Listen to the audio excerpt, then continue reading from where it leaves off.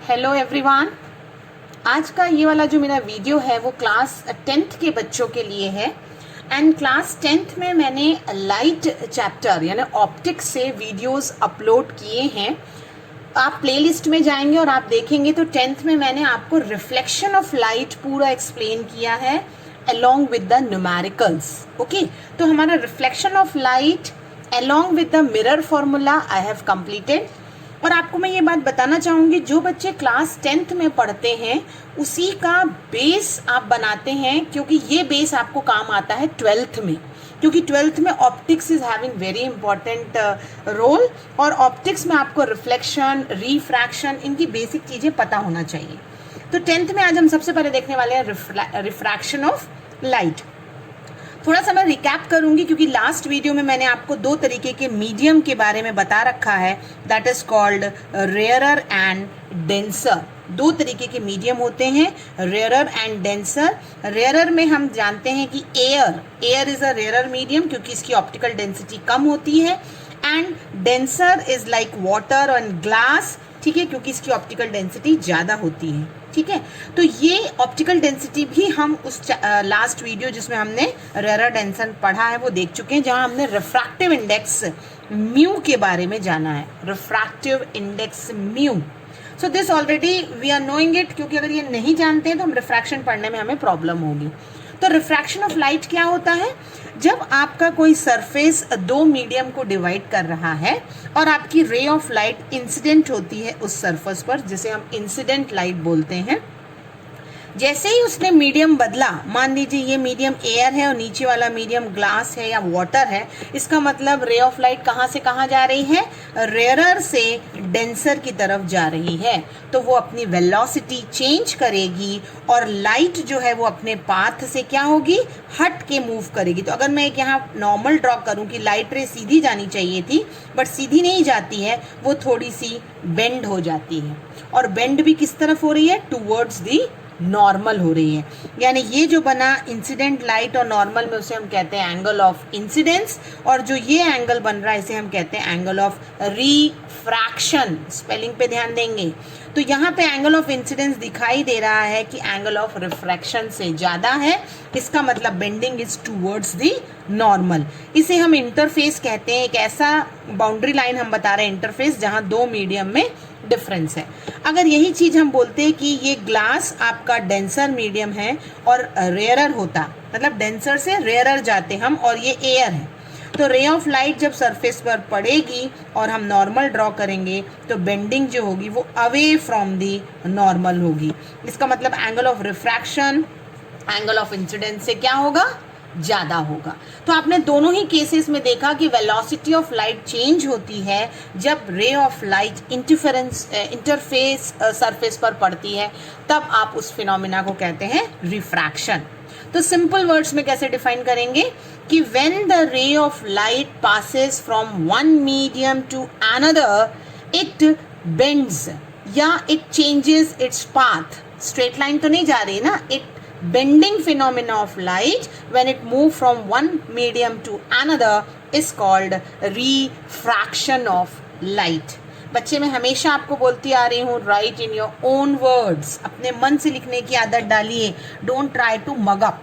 तो ray of light कैसी जानी चाहिए थी? सीधी जानी चाहिए थी, सीधी नहीं गई, बेंड हो गई नॉर्मल की तरफ। यहाँ भी रे ऑफ लाइट सीधी जानी चाहिए थी, नहीं गई, away from the normal, bend हो गई। तो this bending phenomena is called refraction of light. But ध्यान रहे, यहाँ एक मीडियम से दूसरे मीडियम में जाना जरूरी है। तो आपके पास रेस तो पता ही होती है ना, पहली रे कौन सी कहलाती है? इंसिडेंट, क्योंकि लाइट इंसिडेंट हो रही है। जो डॉटेड लाइन मैंने बनाई है इसे हम नॉर्मल कहते हैं, और जो दूसरे मीडियम में हमने लाइट देखी उसे हम रिफ्रैक्टेड लाइट कहते हैं। रिफ्रैक्टेड, ठीक है।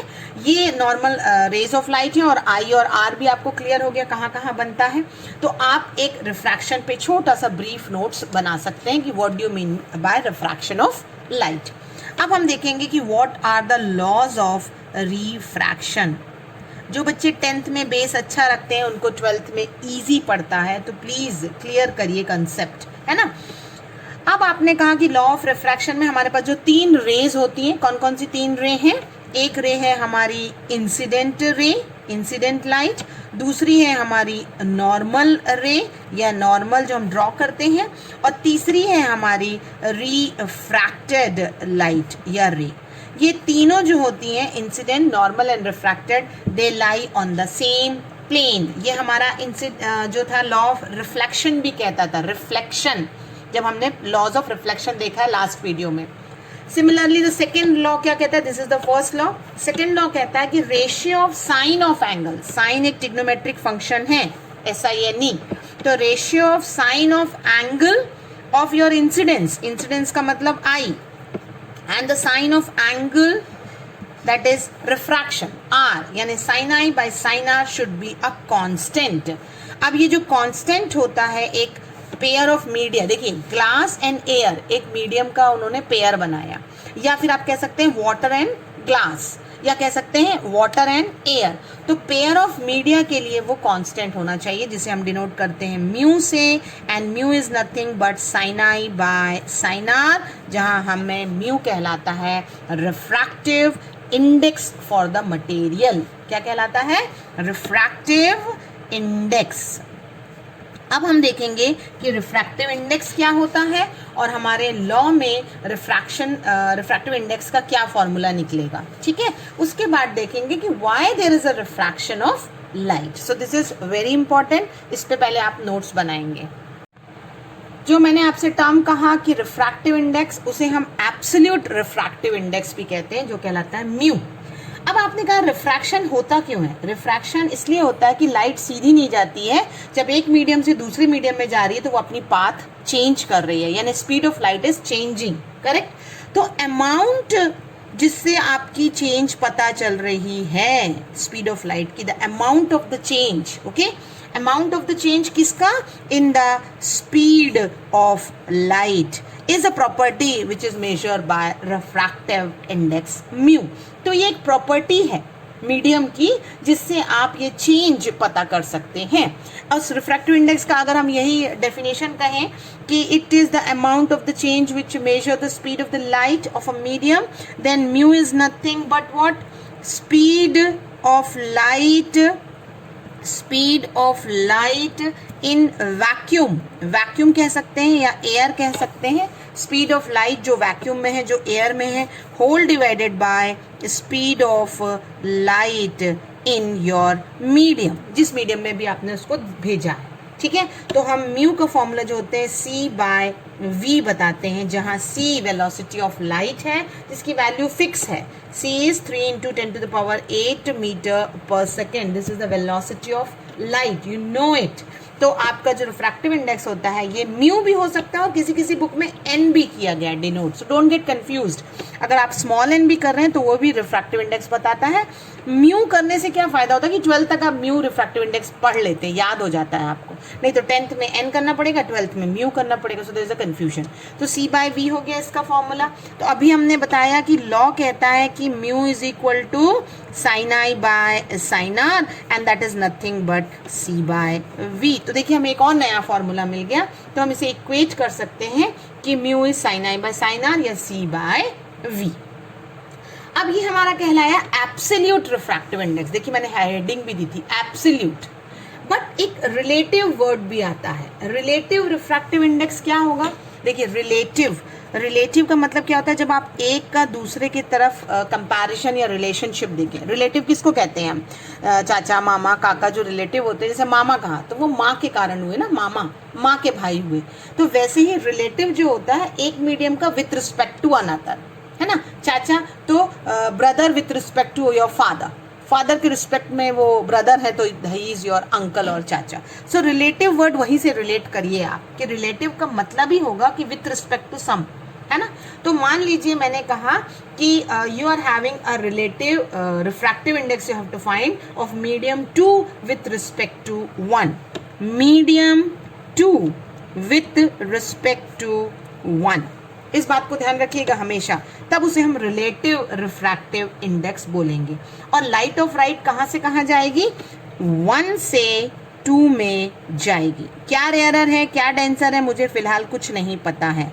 मैंने सिंपल ये कहा कि light ray go from 1 to 2 then I will calculate refractive index of 2 with respect to 1, है ना, और उसे हम डिनोट करेंगे कुछ ऐसा, या तो हम कहेंगे n12, या तो हम n21, 2 को पहले लिखिए, जिसका निकाल रहे हैं वो पहले रहेगा, या μ12 कहेंगे, आपको जो कहना है आप कह सकते हैं, ठीक है।